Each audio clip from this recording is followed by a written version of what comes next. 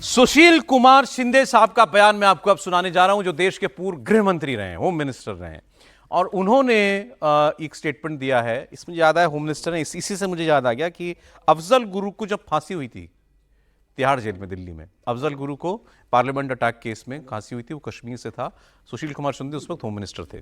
वो सुशील कुमार शिंदे, ये मुझे इसलिए याद आया क्योंकि मैंने उनको इंटरव्यू किया था। वो ये कह रहे हैं कि मुझे उस वक्त, उस दौर में मेरा कश्मीर में दौरा लगाया गया और काश लाल चौक पर जाकर आपको भाषण करना है। मैं चला तो गया, लेकिन मैं हर वक्त मेरे अंदर एक खौफ था, एक डर था। अब वो ये बात कह रहे हैं तो खलबली मच गई। भाई ये वही लाल चौक है ना जहां अभी जाकर के आइसक्रीम खाई थी राहुल गांधी ने। ये वही कश्मीर है जहां पर राहुल गांधी और प्रियंका गांधी ने जब भारत जोड़ो यात्रा में वो सफर वहां पहुंचा तो वो तिरंगा लेकर के निकलते थे, बर्फ खेल, हाँ मतलब उन्होंने एंजॉय किया उसको पूरा को। और वहाँ सब कुछ शांति से पूरी उनके पीछे बहुत लोग चल रहे थे उस यात्रा में। कहीं कोई आतंकवाद का नामो निशान नहीं, कहीं कोई चिन्ह नहीं। राहुल जी ने इनफैक्ट बस ये जरूर कहा था कि मैं तो आतंकवादी, मुझे दिख रहे थे कि आतंकवादी है, लेकिन वो भी हमारे साथ साथ ही चल रहे थे। तो ऐसा माहौल आजकल है। और शिंदे साहब कह रहे हैं मैं उस माहौल में गया था जब डर लगता था मुझे मंत्री होने के बावजूद। सुनिए जरा सुशील कुमार शिंदे साहब की बात। विजय भाई, जब मैं होम मिनिस्टर था उसके पहले मैं उनके पास जाता था और एडवाइस भी मांगता था।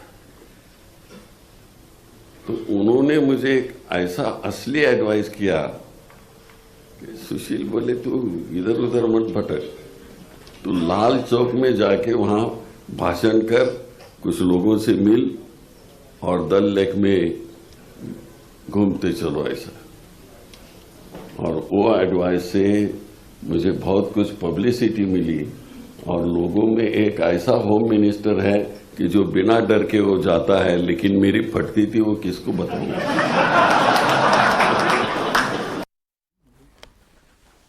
शिंदे साहब ने जो शब्द इस्तेमाल कर दिया, मैं करना अब अंदर से आ रहा था, मैं कर नहीं पा रहा था, लेकिन उन्होंने कर दिया।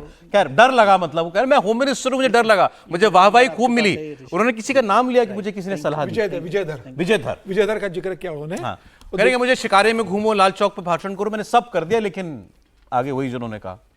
देखिए, सुशील कुमार शिंदे ने तो अपनी बात बता रही सारी रूप से कि उन्हें डर लगता था जम्मू कश्मीर जाने में। इनके पहले गृह मंत्री हुए थे, वो भी महाराष्ट्र आते थे, होम मिनिस्टर थे ना तब भी। इनके पहले के भी गृह मंत्री की बात कर रहा हूं मैं, शिवराज पाटिल की। इनके पहले शिवराज पाटिल थे, उन्हें कार्यक्रम का उद्घाटन करना था जम्मू कश्मीर में, तो वो गए नहीं। उन्होंने दिल्ली में बैठ के रिमोट से उद्घाटन किया। उन्होंने कहा मुझे वहां मत बुलाओ, मैं यहां से दिल्ली से करूंगा। वो भी डर गए थे, वो उद्घाटन करने नहीं गए। कांग्रेस की सरकार थी। ये निकाला जाए कब से कब तक होम मिनिस्टर थे? ये 2012। आप बोलिए, मैं निकाल रहा हूं, आप बोलिए। शिवराज सिंह चौटाल पाटिल जो थे वो 2004 से 2008 तक थे। उसके बाद सुशील कुमार शिंदे से 2012 से 2014 तक रहे थे। 12 से 14 रहे थे सुशील कुमार शिंदे गृह मंत्री। तो ये सिर्फ सुशील कुमार शिंदे की बात नहीं है, कई ऐसे नेता है जो पर्दे के पीछे ऑफ द रिकॉर्ड ये बात का बोलते हैं कि उन्हें जम्मू कश्मीर में जाने में डर लगता था। अपने कार्यक्रम वो जम्मू कश्मीर में नहीं रखते थे। वो दिल्ली से इसका फीता काटने के लिए उनसे कहा जाता था, कहते रिमोट से मैं कर दूंगा। दूसरे अपने अधिकारी को भेजते थे मंत्रालय के, लेकिन खुद जाने से डरते थे। सर मैं कह रहा हूं आपने तो बिल्कुल ठीक कहा। ये 31 जुलाई 2012 से 26 मई 2014 गृह मंत्री थे, बिल्कुल ठीक जानकारी दी आपने। अबे होम मिनिस्टर ऐसे ही थोड़ी चला जाएगा, पूरी सिक्योरिटी जाएगी साथ में उनको, तब भी Z+ की सिक्योरिटी मिलती होगी उनको, कहीं भी जा रहे होंगे। और वो आदमी कह रहा है कि मैं वही, फिर मतलब मुझे डर लगता था। होम मिनिस्टर को अगर डर लगता था तो बाकी किसी क्या पे साथ है भाई? अमित शाह तो गृह मंत्री नहीं थे, पार्टी के अध्यक्ष थे। 2014 में गए वो तो सरकार बनने के बाद, गृह मंत्री के बनने बाद वो वहां पर गए। और जिस समय आर्टिकल 370 हटाई गई, उस समय अजीत डोभाल तो वहां आराम से घूम रहे थे मार्केट के अंदर। क्या उनके साथ कोई सुरक्षा थी वहां पे? तो मुझे लग रहा है कि इच्छा शक्ति होना चाहिए। उस समय जो डर का वातावरण बना दिया था और ये कहा गया था कि मुझे लग रहा है उनकी इच्छा शक्ति या उनकी वीरता पर मुझे नहीं बात करनी, बात ये करनी है कश्मीर का माहौल बता रहे हैं वो क्या तो माहौल था ना, ये माहौल था, इसलिए इनकी इच्छा शक्ति नहीं थी जाने की। सुशील कुमार शिंदे की, सुशील कुमार शिंदे की वो बात नहीं है उनके था ना, वो ये बता रहे हैं कि उस समय माहौल कैसा था। इसको आप वाइडर पर्सपेक्टिव में समझिए कि जब सुशील कुमार शिंदे होम मिनिस्टर थे या यूपीए की सरकार थी, शिवराज जी का भी उन्होंने जिक्र किया। शिवराज जी को वैसे जब हटाया था, फिर वही बात आएगी वो कैसे हटाया गया था मुंबई अटैक के बाद। मुंबई अटैक में भी उनकी क्या भूमिका रही थी, वो खैर अलग इशू है। लेकिन शिंदे साहब जिस बात का जिक्र कर रहे हैं, पुलिस वाले रहे हैं, वो तो ठीक है। और लेकिन वो गंभीर मसला है, वो वाइडर पर्सपेक्टिव में उसको देखिए कि वो उस माहौल का जिक्र कर रहे हैं। कि कश्मीर में उस वक्त कैसा माहौल था कि एक होम मिनिस्टर भी वहां पर जाने से और घबराता ज्यादा पुरानी बात नहीं, आज से 10-12 साल पुरानी बात। 10-12 साल 2012 की बात है ना। लेकिन फिर वही बात है, ये आप कहेंगे तो कोई भी कांग्रेस का प्रवक्ता खड़ा होकर कह देगा कि 10 साल से तो मोदी की सरकार है, क्या पुरानी बात करते हो। पुरानी बात में गृहमंत्री के लिए ये हालत हुआ करते थे। देश का गृह सुशील शिंदे जो कह रहे हैं इसको जरा समझिए। देश के गृह मंत्री की बेटी का अपहरण तक आतंकवादियों ने कर लिया था। मुफ्ती मोहम्मद सईद की बेटी, महबूबा की बहन। इस देश में क्या क्या हुआ है उसकी आप कल्पना नहीं कर सकते। आज आप नरेंद्र मोदी, अमित शाह के शासनकाल में जब कश्मीर में पर्यटन 5 गुना बढ़ा हुआ देखते हैं, जब राहुल गांधी और प्रियंका गांधी वहां पर स्नो जाकर स्कीइंग कर रहे हैं, एक दूसरे से खेल रहे हैं, और वहां पे जाके बयानबाजी करते हैं कि मैंने आतंकवादी को देखा, उसने मेरी आंख में देखा, हम दोनों एक दूसरे को देखे। दिल्ली पुलिस ने कहा किसको देखा था भैया बता दो, नहीं बताया। लेकिन इसमें एक बात जोड़ दूं, आपने जो मुफ्ती साहब का जिक्र कर दिया और रुबैया सईद उनकी बेटी थी जब वो वीपी सिंह सरकार में होम मिनिस्टर थे और वो उनका अपहरण हो गया था, तो इसमें एक थोड़ा सा अलग वो है इसका इंस्टेंस कि वहाँ पर जो इंटेलिजेंस एजेंसीज थी हमारी, उन्होंने कहा था कि हमें वहाँ पर आतंकवादियों को छोड़ने की जरूरत नहीं है, हम रुबैया को सेफ छुड़वा लेंगे। लेकिन ऐसे आरोप उस समय लगते रहे कि जो मुफ्ती साहब वो खुद ही उसके बेटी का मामला हो गया। नहीं, बेटी का मामला तो एक अलग था, नहीं हो गया। अपहरण करवाने में इन्वॉल्व। बिल्कुल कहा जाता है कि आतंकवादी बाकायदा ले ही इसीलिए गए थे। मतलब ऐसी चर्चा उस समय हुई थी। लेकिन मूल बात पे रहना, शिंदे साहब और मुफ्ती में फर्क। लेकिन मूल बात ये कहना चाहिए कि देश का गृहमंत्री, उसको डर लग रहा था, ये वो बता रहा है। और आज देश का गृहमंत्री खड़े होके कहता है कि 370 पुरानी बात हो गई। कहां खड़े होके कहता है? जम्मू कश्मीर में जाके कहता है। और देश के प्रधानमंत्री नरेंद्र मोदी बिना किसी सिक्योरिटी, जिसको कहते हैं ना कि कई लेयर की सिक्योरिटी, उसको छोड़ के जाते हैं और वहां के जो मुस्लिम भाई बहन हैं उनके साथ वो बात करते हैं कि अच्छा भैया तुम्हारा सेब आजकल अच्छा बिक रहा है क्या? नहीं, ये लाल चौक के बताइए ना, तुम्हारा ये अच्छा बिक रहा है क्या? इसी लाल चौक पर अभी आपने कश्मीर का प्रोग्राम देखा, उसमें एक कश्मीरी पंडित थे, एक कश्मीर की और बेटी थी, वो आई थी प्रोग्राम में। उसमें उन्होंने कहा कि भाई रात को 12 बजे के बाद लाल चौक पर दुकानें खुलती हैं, आपको नाइट लाइफ अगर देखनी है, आज कश्मीर आपको नाइट लाइफ दिखा सकता है। 4 महीने पहले ही वहां पर जाकर 4 महीने पहले ही जाकर जो गुपकार कहा जाता है, आप गुपकार से डल लेक की तरफ जाइए, दाएं बाएं पूरा आपको लगेगा कि आप दिल्ली के कनॉट प्लेस में। देखिए अभी 4 महीने पहले ही मैं जाकर आया हूँ लाल चौक पर शॉपिंग कर। झंडा फहराने की जो चुनौती थी, उसी में डॉक्टर मुरली मनोहर जोशी की एकात्मता यात्रा निकली थी कि उसने आतंकवादियों ने कहा था कि अब लाल चौक पर तिरंगा कोई फहरा नहीं सकता है, और नरेंद्र मोदी जी का भाषण चलता रहता है कि मैं पहुंचता हूं, कौन माई का लाल रोकता है? उसने कि माई का लाल जो माई का दूध पिया है आकर फहरा दे।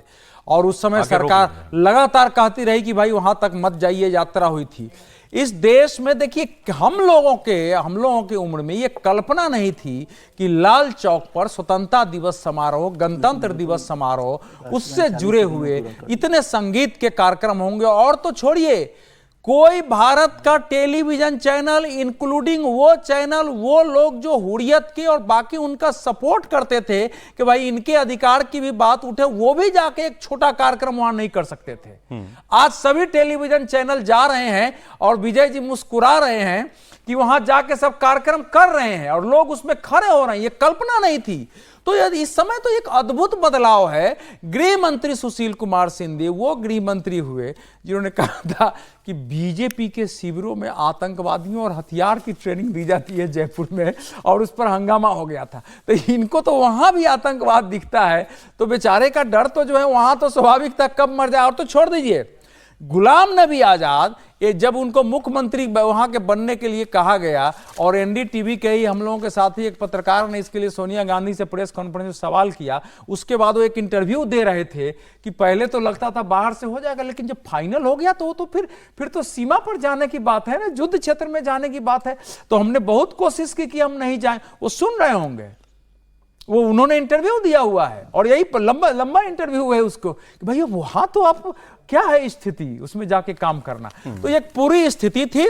भारतीय जनता पार्टी की सरकार ने कश्मीर को वहां पहुंचा दिया है जहां से लौटने की अब गुंजाइश नहीं है। वो आतंकवाद, हिंसा, अलगाववाद, जिहादी जो है झंडे, उन सब से अब कश्मीर मुक्ति पा गई है। सुशील कुमार शिंदे की बात राहुल गांधी जी और उनके जो इर्द गिर्द अल्ट्रा सोशलिस्ट, अल्ट्रा लेफ्टिस्ट दुनिया भर के बने हुए हैं, वो जरूर कश्मीर की आज की स्थिति पर इससे बड़ा स्टैंप तो कोई और नहीं दे सकता था जो सुशील कुमार शिंदे हंसे ने क्यों थे? उस वजह से तो नहीं हंसे थे। नहीं, आप बता नहीं रहे। देखिए मैं इसी वजह सुशील से शिंदे हंसा वाले आप हंसे दूसरी ये वजह से गंभीर थे, मसला है, जानते सब इसलिए हैं। आप गंभीर मसले पर आप नहीं गूगल हंसते। कर लीजिए शिंदे, आप केवल शिंदे साहब गूगल कर लीजिए, आपको सब पता चल नहीं, जाएगा। वो कह रहे हैं विजय जी मुस्कुरा रहे सर हैं। हम टीवी में सीमा होती है ना, समय कम होता है, हर खबर नहीं हम बात कर ठीक सकते, है, इसीलिए वरना और कोई बात नहीं थी। आप गूगल कर लीजिए बस। अच्छा, इसके अलावा दिल्ली में माफ कीजिएगा, अरविंद केजरीवाल जी की सरकार को बर्खास्त करके राष्ट्रपति शासन लगाने की मांग बीजेपी अब खुलकर कर रही है। पहले तो ये होता ही था, पहले से हो रही है मांग, लेकिन सड़क पर किसी ने कह दिया ऐसा था। अब बीजेपी के विधायकों ने राष्ट्रपति को चिट्ठी लिखकर इस बात की मांग की। राष्ट्रपति द्रौपदी मुर्मू को चिट्ठी लिखी है और कहा है केजरीवाल सरकार बर्खास्त हो। राष्ट्रपति कार्यालय ने बीजेपी विधायकों के इस पत्र को गृह मंत्रालय को फॉरवर्ड भी कर दिया है। अरविंद केजरीवाल इस वक्त जेल में, सब जानते हैं। ऐसे में बीजेपी की इस चिट्ठी में अब आगे क्या रूप लेगा ये दिल्ली का सियासी माहौल, इस पर हम लोग बात करेंगे। आपको दो बयान सुनवा रहा हूं, संजय सिंह आम आदमी पार्टी से, विजेंद्र गुप्ता जो बीजेपी के नेता हैं। अगर वो चाहते हैं दिल्ली में राष्ट्रपति शासन लागू हो तो उनको इसका मतलब 4 महीने पहले हारने की मंशा है। तो 4 महीने पहले हार जाएं या 4 महीने बाद हार जाएं। जब गवर्नेंस पैरालिसिस हो गया है, सरकार नाम की चीज ही नहीं है, और ये सारी चीजें इकट्ठा होकर के आज स्थिति ये है कि एक वैक्यूम है, एक फैसले नहीं लिए और लोग मर रहे हैं। आप देखिए ना, बरसात में सरकार जवाब दे, एक तरफ कहते हैं नालों की सफाई हो गई है, एक तरफ कहते हैं गाद नहीं निकाली। कॉन्ट्राडिक्टरी बयान आ रहे हैं, कंफ्यूज्ड है, विजन क्लियर नहीं है। इन हालातों में दिल्ली के 2 करोड़ लोगों की जिंदगी कैसे ऐसी सरकार के हवाले रहनी चाहिए जो काम ही नहीं कर रही। अब ये सब फिर ऑप्टिक्स हैं, दिखावे की बातें हैं, या इसमें कोई दम है? इंपॉर्टेंट जो अंडरलाइन करने वाली बात यह है, बीजेपी के विधायकों ने राष्ट्रपति को चिट्ठी लिखी है। राष्ट्रपति ने वो चिट्ठी होम मिनिस्ट्री को, होम सचिव को, गृह सचिव को फॉरवर्ड भी कर दी है। तो क्या कुछ वाकई में कुछ है, धुआं दिख रहा है तो आग लगी है क्या त्रिपाठी जी? नहीं, देखिए, एक तो ये कि मुझे लगता नहीं कि ऐसा कोई आग धुआं जैसा मसला है। भारतीय जनता पार्टी के लोग जमीन पर लड़ नहीं पा रहे हैं तो चिट्ठी में आनंद आ जाता है। भाई सड़क पे लड़ना पड़ेगा ना, आपको अरविंद केजरीवाल को हटाने के लिए सड़क पे लड़ना पड़ेगा। तो आपको लग रहा है चलो ठीक है, लड़ाई नहीं कर पा रहे हैं तो चिट्ठी लिख देते हैं, बढ़िया बाइट वाइट भी हो गई। अब विजेंद्र गुप्ता कह रहे थे कि बड़ा वैक्यूम है, तो वैक्यूम तो है भारतीय जनता पार्टी में, दिल्ली में लीडरशिप का बहुत सीरियस वैक्यूम है। अगर वो वैक्यूम नहीं होता तो एक व्यक्ति जेल से सरकार चला रहा है और विपक्षी पार्टी होने के बावजूद आप उसको मुद्दा नहीं बना पा रहे हैं। कॉन्स्टिट्यूशनल क्राइसिस तो उसी दिन हो गई थी जिस दिन अरविंद केजरीवाल को पुलिस ले गई, जिस दिन अरविंद केजरीवाल ईडी की गिरफ्त में गए, जिस दिन अरविंद केजरीवाल पर सीबीआई का भी मामला आ गया। उसके बावजूद अगर भाजपा इसे मुद्दा नहीं कर पाई तो वैक्यूम तो है। राष्ट्रपति को चिट्ठी तो पहले भी लिखी जा सकती थी, अब हो रहा है। मुझे लगता है कि सिर्फ और सिर्फ पॉलिटिकल जो कहते हैं थोड़ा माहौल बना रहे, वातावरण तैयार रहे, उतना भरे दिल्ली में राष्ट्रपति। अगर वो करेंगे तो कुल्हाड़ी बैठने जैसा। संजय सिंह जो बोले कर लो, 4 महीने पहले हार जाओ लगा करके, 4 महीने बाद, 4-5 महीने में चुनाव ही होना है। दिल्ली में राष्ट्रपति शासन का पता नहीं, मुझे कंफ्यूज हो गया। जैसे त्रिपाठी जी ने कहा, मुझे लगा विजयन जी पार्टी के बारे में बोल रहे हैं, वैक्यूम है, कंफ्यूजन है, ये सारी बातें किस बारे में कर रहे हैं। और अब तो फरवरी जनवरी में चुनाव होने हैं वहां पर, तो वो लड़ाई लड़े। विजेंद्र गुप्ता जी तो एलओपी भी वहां पर रहे हैं एक तरह से। दिल्ली में राष्ट्रपति शासन लगा के आप कह रहे हैं बीजेपी को कुछ हासिल नहीं होना? नहीं, हासिल होगा, नुकसान मिलेगा। हाँ, नहीं, हासिल और नुकसान के लिए तो राष्ट्रपति शासन नहीं लगाना चाहिए, तो फिर तो संविधान का दुरुपयोग होगा। सर आप ऐसी बात कभी जैसे कर देते ना, इंदिरा गांधी के समय लगता था, आइडियलिस्टिक बात आप कह देते तो हैं। हम लोगों का काम क्या है? क्या हम जो है उसको स्वीकार करेंगे कि जो होना चाहिए वो होता है?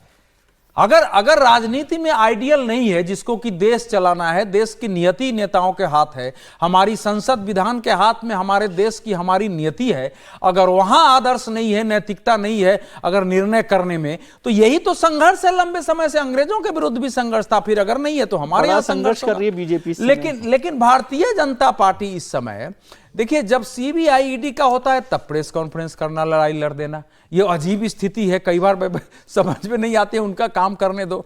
कोर्ट की टिप्पणी कर देती है, उस पर जो है प्रेस कॉन्फ्रेंस कर देना। और आज इतने समय बाद उनको मार्च में गिरफ्तार हो गए, और वह इतने समय बाद विजेंद्र गुप्ता जी को लग रहा है कि यहाँ तो संवैधानिक व्यवस्था फेल है, लेकिन कानून और व्यवस्था यहाँ केंद्र के ही हाथों है ना। आप सबने कर दिया, खबर को गिरा दिया, ऐसा कुछ नहीं होने जा रहा, लग गया राष्ट्रपति नहीं, खैर इसका तो कोई प्रश्न ही नहीं है। ये परिस्थिति, राष्ट्रपति शासन लागू होना चाहिए न होना चाहिए, उस पर बहस के लिए तो है कि राष्ट्रपति शासन की व्यवस्था आखिर क्यों है, लेकिन लागू करने की परिस्थिति इस स्थिति में तो मेरे हाथ में नहीं, क्योंकि आधी कानून और व्यवस्था का एक बड़ा पार्ट यहाँ केंद्र के हाथ में। ये देखिए, अब ये इस बहस में हम कितना आगे बढ़े हैं इन महीनों में, 3-4 महीनों में, यहीं तक बस कि एक अदालत में, सुप्रीम कोर्ट में, हाई कोर्ट में, ये बहस चली कि जो अच्छे आचरण पर लोग रिहा हो जाते हैं जेलों से जो सजा में, उसमें इख्तियार सीएम का होता है कि उसको रेकमेंड करे चीफ मिनिस्टर।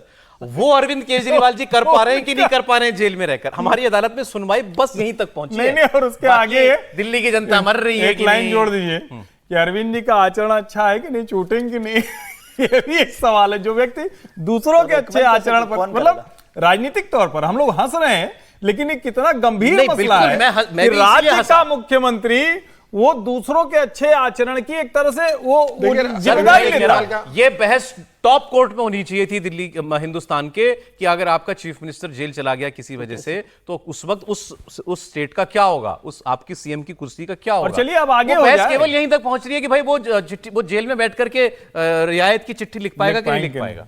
गजब है। देखिए, अब तो विजेंद्र गुप्ता ने तब चिट्ठी लिखी जब अरविंद केजरीवाल छूटने की स्थिति में आ गए। सुप्रीम कोर्ट में सुनवाई हो गई है, सुप्रीम कोर्ट ने अपना निर्णय सुरक्षित रखा है और 4-5 दिन के अंदर उसका निर्णय आ जाएगा। तो मुझे लग रहा है अरविंद केजरीवाल अब बाहर आने वाले। देखिए, भारतीय जनता पार्टी दिल्ली में इतनी कमजोर है कि विधायक तोड़ के भी सरकार नहीं बना सकती, कि चलो 15-20 विधायकों का मामला हो तो तोड़ के अपनी सरकार बना लो या सरकार गिरा दो। उस स्थिति में भारतीय जनता पार्टी है नहीं, तो अब इनके पास एक ही ऑप्शन है कि राष्ट्रपति को चिट्ठी लिखा जाए। देखिए, अगर भारतीय जनता पार्टी के इसमें जरा भी इंटरेस्ट होता कि सरकार में राष्ट्रीय शासन लगाना है, तो मुझे लग रहा है कि एलजी इस मामले में पहल करते, वह गृह मंत्रालय को इस बात का लिखते, या अरविंद केजरीवाल पे इस बात का दबाव बढ़ता है कि वो इस्तीफा दे वरना राष्ट्रीय शासन लगाया जाएगा। गृह मंत्रालय जिस तरीके से इस मामले में बहुत नॉर्मली ले रहा है, भारतीय जनता पार्टी का केंद्रीय नेतृत्व इस पूरे मामले को जिस बहुत आराम से ले रहा है, तो विजेंद्र गुप्ता की और भारतीय जनता पार्टी के जो विधायक है उनकी अपनी कोशिश है, ये एक मूवमेंट बनाने की कोशिश है। होना कुछ नहीं है, अरविंद केजरीवाल आराम से जेल से बाहर आएंगे, सरकार अपनी चलाएंगे। कहता है कि केंद्र सरकार इसमें कोई दखल नहीं करने वाली। बीजेपी विधायकों को यह नहीं लगा होगा कि राष्ट्रपति को चिट्ठी लिखने के बाद भी बहस यही होगी कि वो क्या कर रहे हैं दिल्ली में। एक बड़ी खबर है, हरियाणा के लिए बीजेपी की दूसरी लिस्ट जारी हो गई है। 21 उम्मीदवारों के नाम है इस लिस्ट के अंदर। तो मुझे लगता है लगभग बीजेपी के सारे कैंडिडेट डिक्लेयर हो गए होंगे। अब तो 2 बचे हैं सर, 2 बचे। तो बीजेपी ने अपने सारे उम्मीदवार डिक्लेयर कर दिए हैं, लगभग 2 छोड़ करके। कांग्रेस पार्टी ने भी ज्यादातर विधायकों की लिस्ट जारी कर दी है। दोनों ही जगहों पर बागियों की मार दोनों पार्टियों को झेलनी पड़ रही है, इसमें भी कोई शक नहीं है। पहले बीजेपी के साथ हुआ था, फिर कांग्रेस की लिस्ट आई तो कांग्रेस के खिलाफ भी यही हुआ। कुछ एक नाम जो सामने आए उनके बारे में हम आपको बताते हैं। बीजेपी की इस दूसरी लिस्ट में जो है उसमें मुख्य तौर पर किनकी बात हो रही है? विनेश फोगाट के खिलाफ कैप्टन योगेश बैरागी, इनको उम्मीदवार बनाया गया है। अगर आप में से किसी ने इनके बारे में कभी चर्चा सुनी हो पहले कभी तो जी, तो विनेश फोगाट जो है उनके खिलाफ कैप्टन योगेश बैरागी को उम्मीदवार बनाया गया है। हरियाणा पर लेकिन इस सीट पर बीजेपी कभी नहीं जीती, ये अभी तक का रिकॉर्ड है। वो जाट बहुल इतनी सेफ सीट दी गई विनेश फोगाट को। नहीं ऐसे ही कहूं फिर तो नहीं, मतलब वैसे कांग्रेस ने नहीं जीती, कांग्रेस 19 साल से वहां पर नहीं जीती। फिर किसने जीती आज तक? ये जेजेपी और आईएनएलडी वो लोग जीते। कांग्रेस या भाजपा का कभी कोई बहुत स्ट्रांग। कांग्रेस 19 साल पहले जीती थी, बीजेपी कभी नहीं जीती। बिल्कुल। तो बीजेपी तो सरकार में भी कभी नहीं आई थी 2014 तक सर। अब 10 साल बाद नहीं, तो चुनावों में तो यही होता है, जो नहीं हुआ होता वो सब होता है ना। हर युद्ध में, हर जंग में ये होता है। इस युद्ध में क्या होने वाला सर? अब ये तो अभी लड़ाई, अब 21 लोगों की और आगे ये लिस्ट, इसमें से कितने लोग अभी नाराज हो रहे हैं ये भी देखेंगे। नहीं, विजय जी थोड़ा सा सरप्राइज फैक्टर वाले की तरफ है। मैं तो कहा कि भाई हम लोग सब बहुत मजाक उड़ा रहे हैं। कल भी मैं इस पर चर्चा कर रहा था कि छत्तीसगढ़ के चुनावों को ध्यान रखिए। छत्तीसगढ़ में सब लोगों ने कहा था कि भूपेश बघेल साहब के अलावा कोई नहीं आया। उपाध्यक्ष है योगेश भाई, भारतीय जनता पार्टी के युवा मोर्चा के उपाध्यक्ष है। युवा मोर्चा के उपाध्यक्ष को उतारा गया है विनेश फोगाट के खिलाफ। ये पायलट की नौकरी छोड़कर आया था, वहां जमीन वाले इशू को उठा के लड़ाई लड़ रहे थे। अच्छा, अब ध्यान में आया, क्योंकि ये कभी कभी यहाँ दिखते थे चेहरा दिखने से थोड़ा सा ध्यान में आया है। अच्छा।